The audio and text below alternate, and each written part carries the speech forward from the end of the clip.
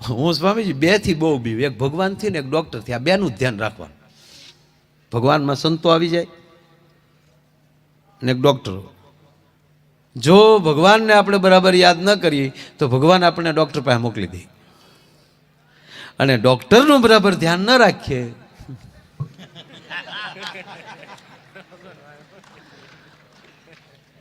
તો એ ભગવાન પાસે મોકલી દે.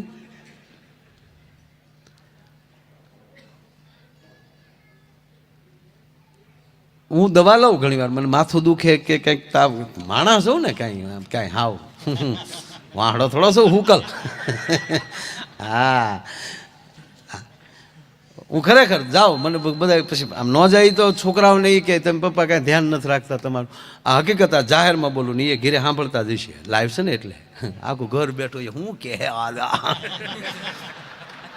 સ્વામીજી ઘરના ને એમ થાય કે આ ગામો કે મને હું કામ બોલાવતા હશે, હું કરતા.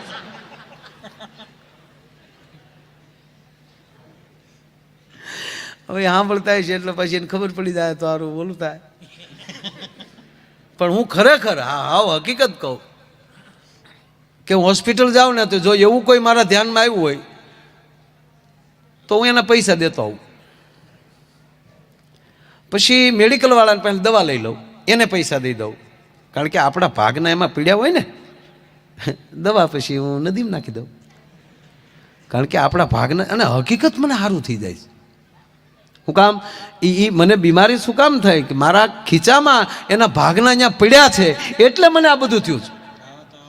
અને ઘણીવાર શું થાય, બોલવાવાળાને આપણે સંતો બોલતા હોય કે અથવા તો આવી રીતે પ્રોગ્રામમાં કંઈક બોલાતું હોય તો અહીંયા બધાને લાગુ ન પડતું હોય, બધા દાંત કાઢીને અમને પોતાને ન ખબર હોય ક્યારે હું બોલાઈ ગયું, પણ ઓડિયન્સમાંથી કોક એમ કે ભાઈ એ શબ્દને પકડીને વયો જાય.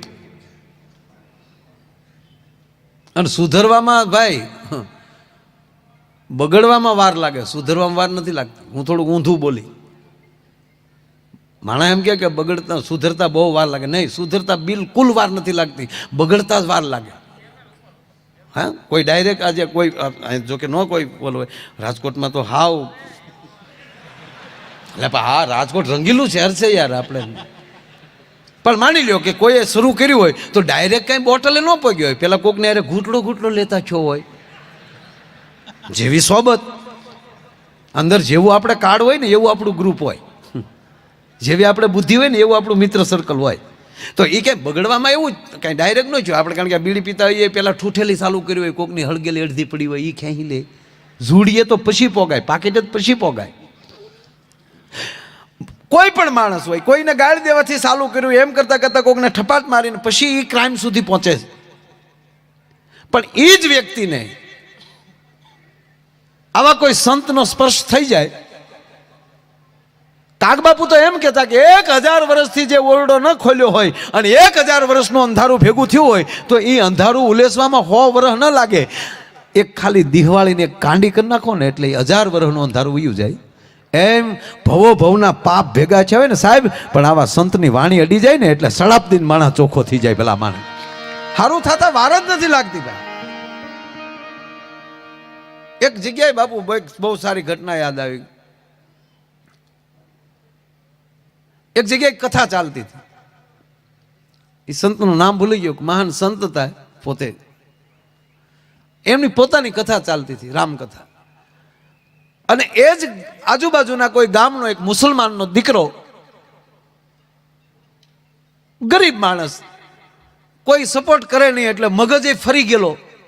પણ કથા જોઈ એટલે એમ થયું કે કથામાં જાઓ, અને જ્યારે કથા બપોરે પૂરી થાય એટલે ભોજન તો હશે જ. મૂળ બિચારો ઝપટ કરવા હાટું બેઠેલો. પણ ઓચિતા કથામાં લઈ સ્વામીજી એક વાક્ય નીકળી ગયું બાબુ કે ભગવાન કોઈને ભૂખ્યો સુવડાવતો નથી. નરસિંહ મહેતાનું પદ ગાયું ભાવમાં આવીને, વાલો મારો આપે સૂતાને જગાડી, ઓલાને પીન ન્યા ચોટી ગઈ. 2 વાર કીધું એ ન્યાલી વક્તાએ કે રામ કોઈને ભૂખ્યા હુવડાવતો નથી, ભગવાન હુતાને હા જગાડે બધાને 100% ભૂખ્યા, પણ કોઈને ભૂખ્યા સુવડાવતો નથી. એ જગાડીને ખવડાવે ખરો. અને એણે નક્કી કરી લીધું કે આ જો ભગવાન મને જગાડીને ન ખવડાવે સવાર સુધીમાં આવ્યો તો ઝપટ કરવા, પણ જમવું નથી.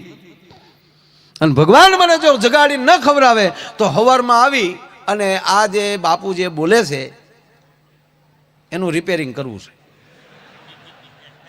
આવી રીતે ગલોંદા મારો છો, આવી જૂની સ્ટોરીઓની વાતો કરો છો.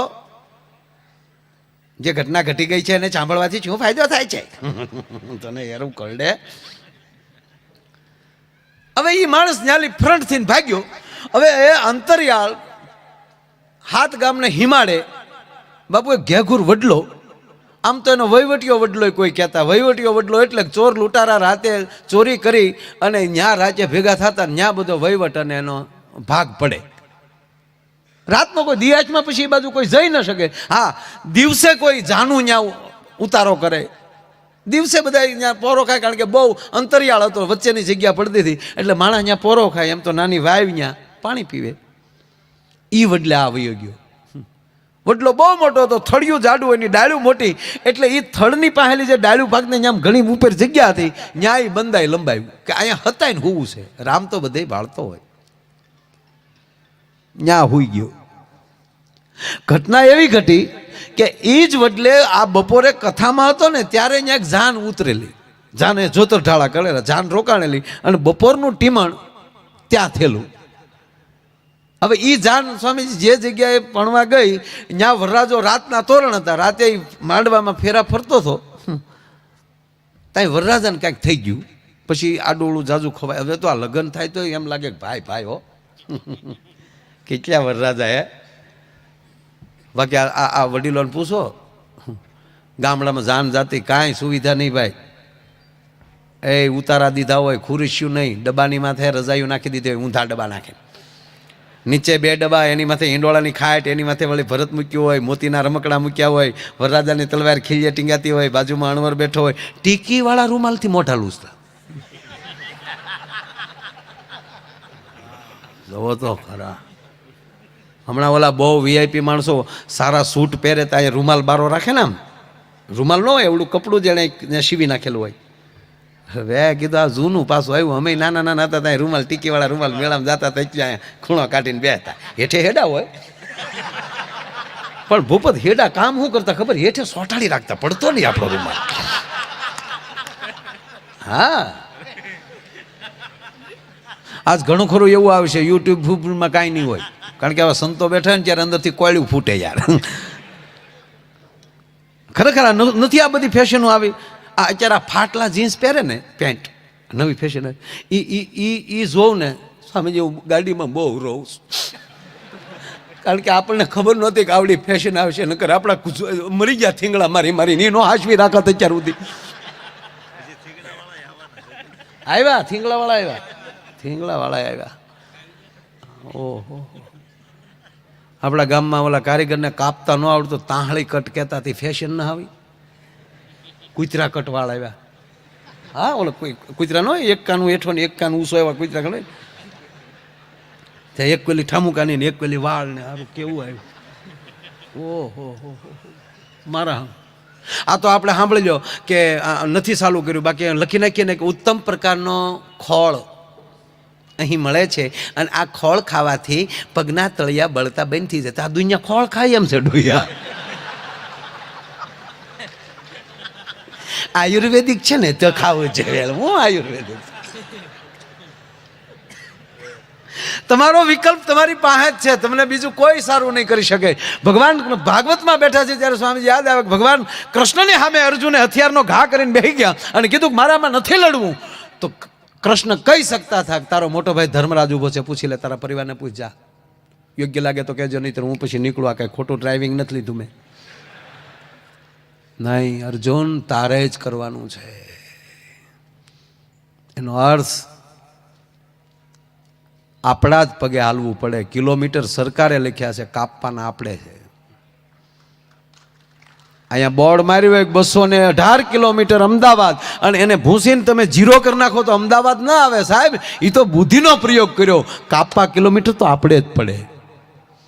અને કોણ કરી શકે? તમારો સદગુરુ. તમારે અંદર કોઈ જો પાવર આપતું હોય તો એ તમારો સદગુરુ જ આપે. એનાથી બહુ સારો ફેર પડે. વાત આ મૂળ વાત હાલે છે એટલે લગ્ન સારા છે અત્યારે. પેલા સુવિધા હતી જ નહીં ગામડામાં, એ જાનગી હોય ને એ ઉતારે બધા બેઠા હોય એમાં વળી બેનો પાછા વળી ગીત ગાતા ગાતા આવે વરરાજાને જોવા, લીલી પીળી લેટ કરો મારે ઘુઘુ જમાઈને જોવા છે, કાળા છે કે આપણા ભાગમાં છે એવો આવ્યો છે બાપા આપણા પોઈન્ટ. હવે કાંઈ લીલી પીળી લેટ કરવામાં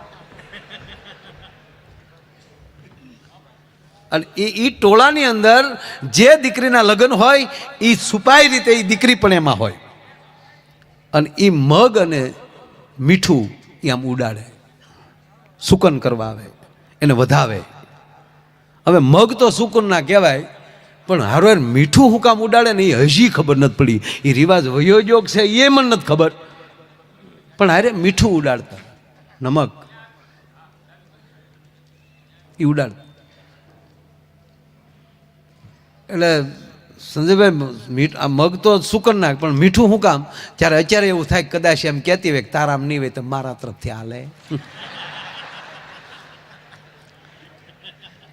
એમ જોવા ગયેલા ને ત્યારે એવી રીતે. એટલે એમાં એની બેનપણી વરરાજાને જોયો ને તક અર બેન તારો વર તો હાવ ગઢો છે, ઉંમર ખાઈ ગયેલો ગઢો કીધો ને વરરાજો સાંભળી ગયો. હાન મયાન માલી તલવાર કાઢીને મીડ્યો હમણવા, આવે રામો પીર બાપા આવે રામો.